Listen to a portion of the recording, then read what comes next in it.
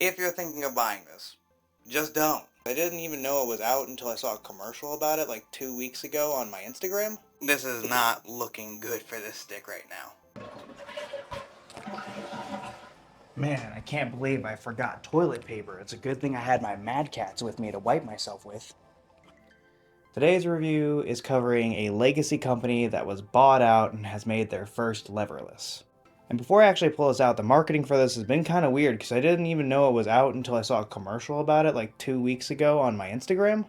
And I'm pretty locked into the fight stick scene, so I'm usually pretty focused on like these release dates and when things are coming out. So when I found out the Catz NEKO had actually dropped and was buyable in the US, I was kind of shocked.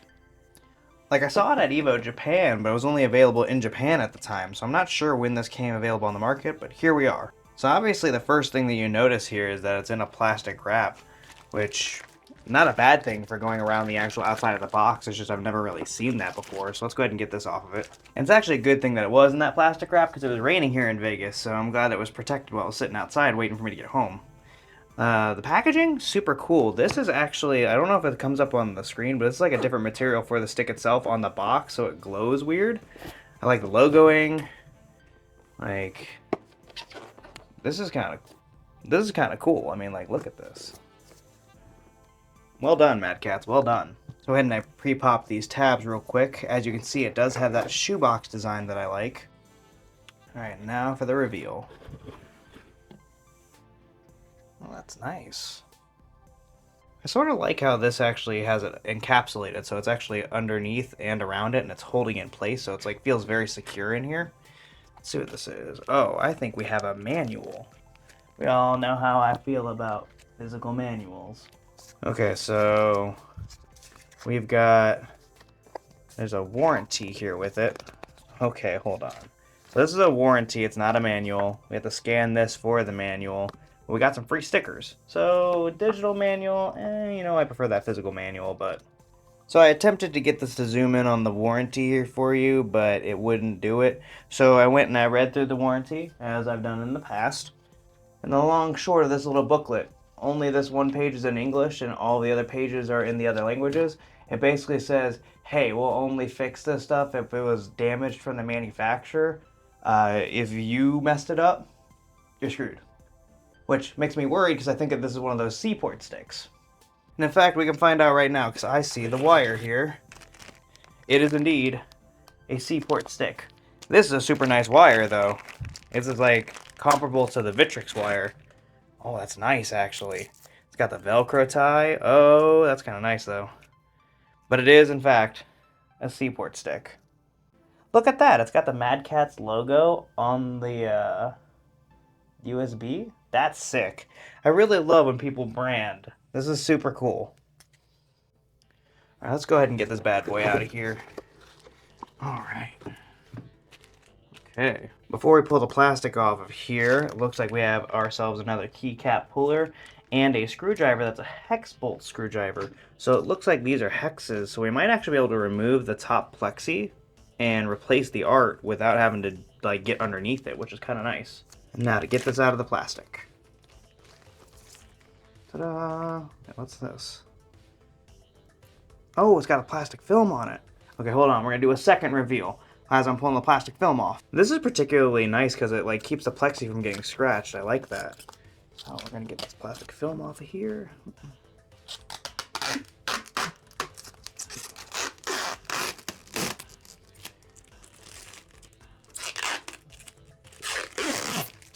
Oh, that is clean looking though. This is very nice looking.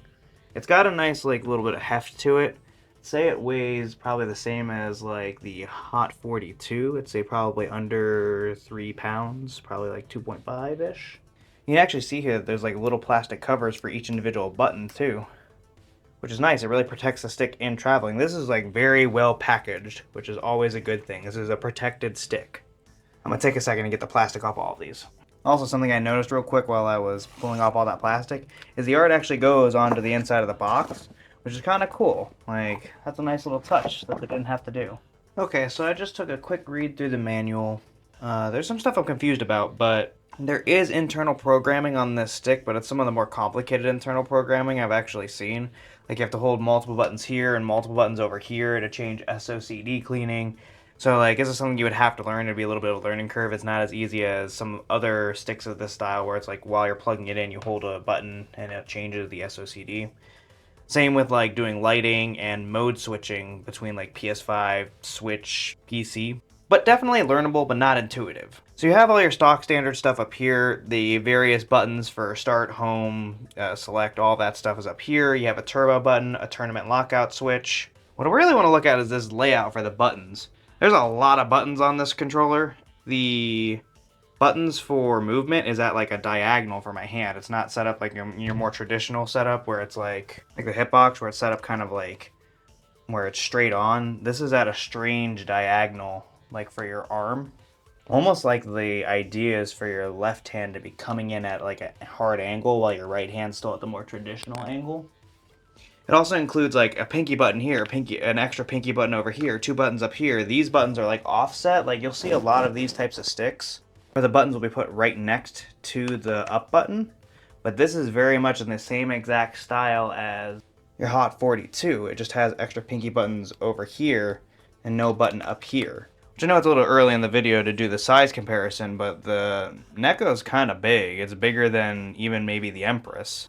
Yeah, it's like an inch longer than the Empress. The more I'm looking at this, like the exact button layout perfectly mirrors the Hot.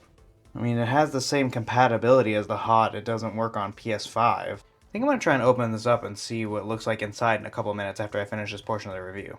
So going on to look at this, it has a little bit of an interesting form factor going on because it has an actual slant to it.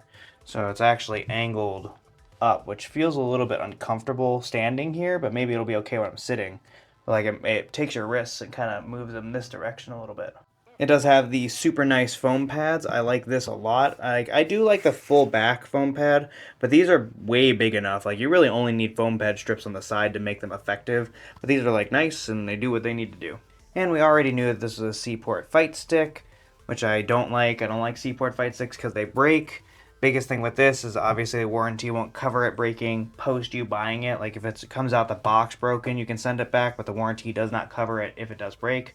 One thing I can say for this is it's indented in, so the plug actually goes all the way into the stick. And this is really secure feeling. This might be the most secure feeling version of the C-port thing that I've seen. I'll have to test it out a little bit, but there's a good chance that this might be the new best C-port fight stick when it comes down to protecting the C-port specifically.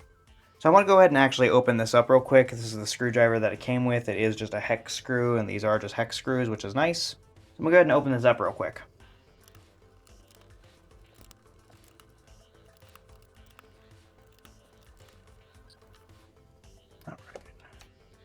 Okay, so this is a piece of artwork. Cool. I don't like all the extra button notation on here, so I'm going to take that out right now for myself. Oh, I missed 2 of these. Whoops. Okay, so you can get all the way inside the stick. You can see right here that there are a bunch of individual smaller screws. I don't know if that comes up on the camera very well, but there are individual smaller Phillips head screws right here that you can use to get all the way into the stick. And of course, you can go ahead and just pull these keycaps on and replace the micro switches in here. That is why you have a keycap and micro switch puller here. And just like all these other ones, you get your micro switch, you get this wrapped around it, squeeze, and you pull out. You want to make sure to be careful of these little holes here because that's how they can get damaged. I don't know if it's coming up on here very well, but these little prongs are what you need to be careful of when you're pulling these types of things. They can get damaged. You can see here that these are low profile switches, which is a little bit of a weird decision because they actually have the extra space here to do full switches, so I don't know why they didn't go with that. But these are low profile switches, so it doesn't look like you can just use any regular switch. You'll have to use low profile ones here. Give me a second, let me grab a regular switch, see if it fits okay. So I cannot get my regular Razer micro switch to fit into here. I think it's too big for sure. So if you do decide to change these switches out, you have to get the low profile micro switches. But reassembly is very easy. You just push it back in there, make sure you line up those little like spike things, and pop this back on here. This is actually very, very easy and very smooth to pull out. Obviously, you have to carry this around with you. It's not like with the Victrix Pro KO where there's somewhere to store it inside. This is just kind of loose and extra, so if you're going to do any on-the-fly switching and stuff like that, you'll have to have something like this with you. But I guess it's not that big of a deal. Like, you'll just have to carry tools with you if you're planning to do switches on the fly. Okay, so I went ahead and I removed the 150 little black screws they had in here, mounting this plate on here. I'm going to go ahead and just bop this out and see what's up. Careful, careful, careful. We don't want to damage anything. Okay. Alright, so here's what we're looking at on the inside. Here. Since we're here, for a little bit of a deeper explanation of my C-port hate, what happens here is you see how this is soldered to the board like this? Essentially, if this gets bent at all, this whole thing's done. And you can see how small and flimsy that connection kind of is. Having a detachable port makes it so that it's repairable. This is basically irreparable unless you can do good solder technique, and that's if the brake is clean. So this is very similar tech to the Hot 42. And with that said, that's not necessarily a bad thing. It's just that this is like $130, and you can buy most of the Hot products for less than $100. And though we haven't gone through the button check quite yet, the buttons do feel really good, but they're just micro switches that you can buy. It doesn't say in the manual or on the box which switches they are, but I'm pretty sure you can just find out by Googling a little bit. Which means that despite the buttons feeling pretty good, they're kind of buttons you can just buy anywhere. This kind of worries me because it's not particularly innovative. This is just kind of copying the Hot 42 and Snackbox's kind of original use a motherboard and put buttons on there. Like, at least the Victrix and the Sapphire have like a bunch of really cool things going on with it. But this is feeling like just more expensive Hot 42. It does apparently have its own software, at least according to the manual, but I didn't see anywhere that you could download it, so I'm going to have to go try and figure that situation out. But I don't particularly like that I'm not seeing something special from this. Like, with shipping, this was $150 for me. It's $130 on the website, but with shipping it was $150. I can get the T16 for like $70. All in all, I'm pretty disappointed with this so far. The build quality feels kind of not great. This is a really good plexi. It's super thick, but like aside from that, everything kind of feels super cheap on this. Like, I know it's hard for me to explain this, but this feels kind of hollow and not flimsy, but just kind of cheap. The T16 feels super solid. It's double plexied. It just kind of has a lot of weight and heft to it. Like, it feels good, even though it's a cheaper product. This feels worse. Again, with the buttons, you can change out the keys, but these are regular full-size switches, while these are low profile. Also, another thing to note is these buttons are super tiny. Like, I think that they're smaller than 24 millimeters. Like, I don't have a way of measuring this. I need to get those, clamps. But these feel tiny. Like, they're very tiny. As opposed to, these, or even these are 24 millimeter Punk Workshop buttons. Like, you can kind of see the difference between these and these. Like, a size difference is kind of apparent. But before I go on and rant and whatever, let's do the button check. I've got a local that I'm already late for, so I'm going to take this with me to the local and play on it. And I'll talk about this a little bit more later.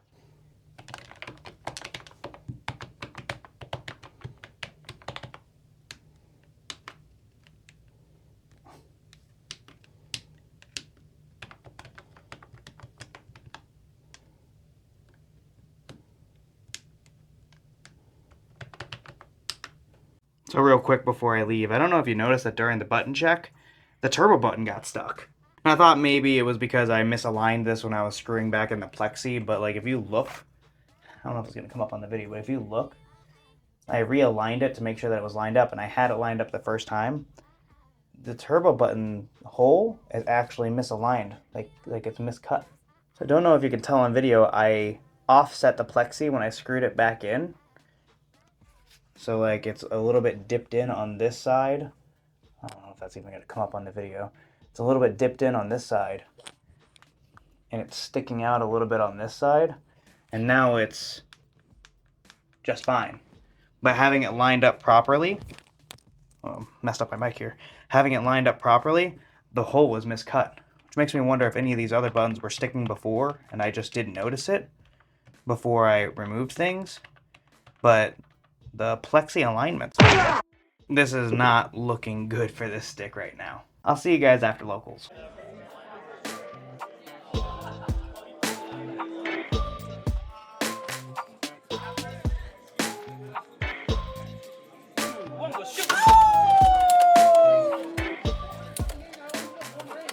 I had maybe the most unbelievable experience at my locals tonight. I almost can't believe how bad this stick is. So I probably got a good like 2-3 hours worth of gameplay in on this bad boy, and there's a couple of things that becomes very apparent very quickly. Hold on one second, I'm gonna switch to my lanyard.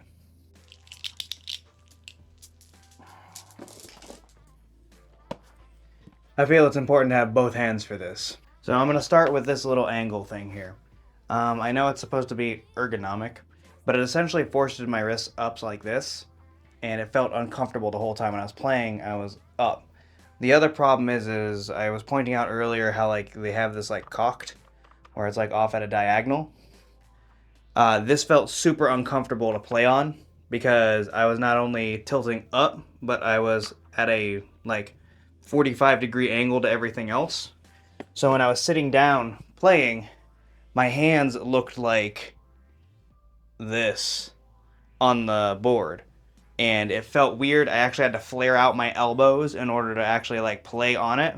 Like anywhere I positioned it on my lap, whether it was like down by my knees or up here by my waist, it just felt wrong. I actually had to stretch my legs out straight and like lay my hands on it in order to get into a relatively comfortable position. In addition to that, these buttons are just entirely too small. They're too close together, they're too small. I have like average to small sized hands, and I was clumped up trying to like hit buttons and do things. Hold on, I'm trying not to get bad glare from the lights. Like I was clumped up trying to like do things on this stick. Not to mention the like overabundance of buttons. Like I know that this is for some people. That's not for me really. I like to have like 1 or 2 extra buttons, but there is 2, 3, 4, 5, 6 extra buttons on this stick. And this could just be my model, but this plexi misalignment thing actually is messing a lot of things up. So the turbo button actually got stuck again while I was at the event. So I removed everything, put it back together to make sure that I had it assembled correctly, and it was still sticking even with the plexi out. So the turbo button's just messed up on this specific one. That I don't think it's going to be how it is on all of them, but the turbo button's just messed up on mine that I got. But the plexi is misaligned. I re-put it on. It must have been misaligned the whole time, because when I re-put it back together, I aligned it back the way that it was before, and it's just misaligned. Now, to keep from being hyperbolic, I'm not going to sit here and pretend like this is a unplayable piece of tech. It works, kind of. But the issue is you're looking at like a $125 price tag, $150 with shipping, because that's how much it cost me. And at a $125 to $150 price tag, you can get a really nice hot that just works better, feels better, looks better, and has better ergonomics going on. For like $180, you could get the Quanba Sapphire, which is my most recommended beginner stick. Like that's like the one I would recommend if you want something that's cheapish, but super good. So this is kind of ass, sort of expensive compared to other things on the market that's like kind of playing around in this range. And to get a substantial upgrade from this is only like $30 to $40 more. I can't actually think of one situation in which I would recommend this over a lot of other sticks. Like I know I've mentioned that hot can sometimes have like variable build quality, but this is the GOAT when it comes down to price. $70, bigger buttons, better button placement. Not as good button placement, $150 after shipping. Feels like shit. It just is like, it's not flimsy, but it's really light and it just doesn't feel right. Oh, you know what? Also, let me mention the Konami code stuff. So you know how I was talking about how there's some like internal programming in this? To do the internal programming on this device, you've got to hold like home and start and then enter left, right, down, up to activate the like mode to start programming things. Like I'll just put it up on the screen here. You can kind of just see for just the SOCD cleaning and reprogramming one of these buttons. Like it is absolute madness. Incredibly unintuitive. Now again, I'm not trying to be hyperbolic here. It's just that there's so many things wrong with it, like in little ways, some of them in big ways, that it just becomes this like mass of just kind of hot garbage. Also, this doesn't fit in my bag. This is my tournament backpack. When I'm not doing the strap and just taking my stick out, when I'm like taking a setup or something like that, it's right here. I have my Hitbox Ultra and my laptop in here with my laptop cord. Just to prove it to you guys, here's my Hitbox Ultra, here's my laptop. I won't pull out the cord because it's in a different pocket. You can observe Now, like, it can make a part way in, but then it sticks. Because of this extra width here, it actually grabs onto the part of the bag here. Now, if I twist it, I can get it to go into the... Hold on. I had it a second ago. If I twist it, I can get it to go into the bag at like a slight diagonal. Which I guess is okay. But it's sitting in my bag at a diagonal. Like, you can see on my bag, like, it's kind of like weirdly chunked right now. It's like in there like at this kind of angle right now.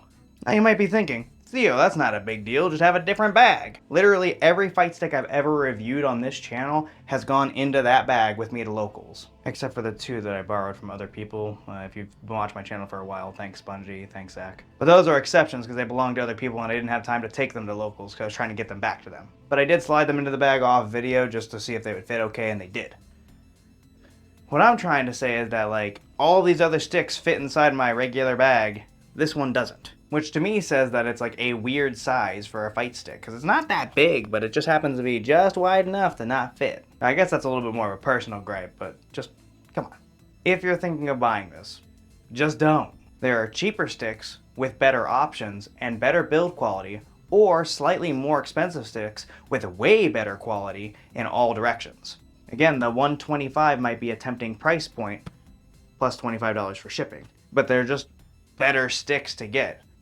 Keep in mind, this does not have PS5 compatibility, so I'm going to read off a small list of sticks that you can get for under $150 that do not have PS5 compatibility. The Snack Box Micro Lite, that's $140. Over on Amazon, you can get a Hot 42 all-metal arcade stick for $100. You can get the U16 Hot for $80. Almost all of the May flashes are under $100. If you're at an event, the Nikon Daijin is usually $150. They discount it like $100. If you go to an event, you can get an arcade stick for $150. Quanba Drone, $100. And then if you want to go slightly above, you can get the Quanba Obsidian original one for like $180. I already mentioned it, but the Quanba Sapphire is like right around $180. The Empress Nano without the PS5 updates, only $175. Literally almost every Hot is under $180. Almost every single one of them, every model, with exception to like one. You have no reason to buy this. It is mediocre at best, and the absolute worst fight stick I've ever touched at worst. Do not buy this. This feels like a cash grab from a company that doesn't care about the FGC whatsoever. And you should take your money and go support companies you like. Go support fight stick companies that are actually part of our community, like Snackbox and Hitbox and like those kind of companies. This corporation does not deserve your money. Get out there and support your locals. Or you can come support mine. Just don't support Mad Catz.